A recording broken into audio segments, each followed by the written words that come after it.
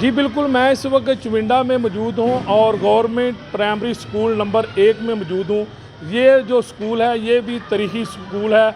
इसकी तारीख़ क्या है हम आपको बताते हैं कि जब 1965 की जंग हुई, जहाँ पर भारतीय गोलाबारी हुई, तो उस भारतीय गोलाबारी के नतीजे में एक ऐसी निशानी भी भारत की यहाँ पर मौजूद है, वो हम आपको बताते हैं। हमारे साथ उस जंग के गाज़ी मौजूद हैं, हम इनसे भी बात करते हैं और इस स्कूल की तारीख़ के वाले से भी बात करते हैं और जो यहाँ पर भारत की एक निशानी है वो भी मालूम करते हैं इनके पास कि वो भारत की निशानी यहाँ क्या मौजूद है। अस्सलाम वालेकुम। पहले तो ये बताएं कि आप उस वक्त क्या सूरत हाल थी जब ये जंग शुरू हुई?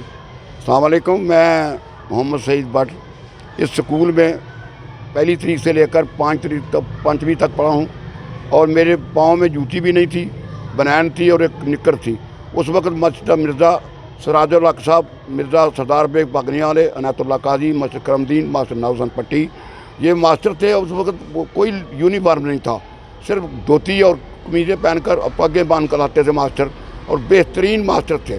उस वक्त जब इंडिया ने हमला किया तो ये निशानी जो बता रहे हैं, इसको मैंने बम का टुकड़ा है, ये इंडिया के बम का टुकड़ा है।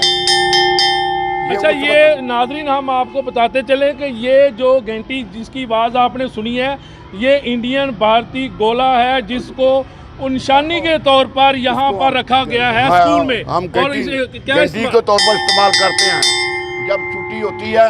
जब ये स्कूल में छुट्टी होती है, जब स्कूल सुबह क्लासिंग शुरू होती है, उस वक्त भी ये घंटी के तौर पर इस्तेमाल की जाती है। और जब ये पीरियड का इस्तेमाल दोबारा पीरियड शुरू होता है तो इसको इस तरह जो है ना वो घंटी को बजाया जाता है, और इसलिए ये निशानी इसलिए रखी गई है और भारत को बताने के लिए कि उसका निशानी यहाँ पर आज भी मौजूद है, कि उसको याद होना चाहिए कि जो चुविंडा में उसके साथ क्या हुआ था। और ये जो गोला है, भारतीय गोला, इसको घंटी के तौर पर यहाँ पर इस्तेमाल किया जा रहा है। जी।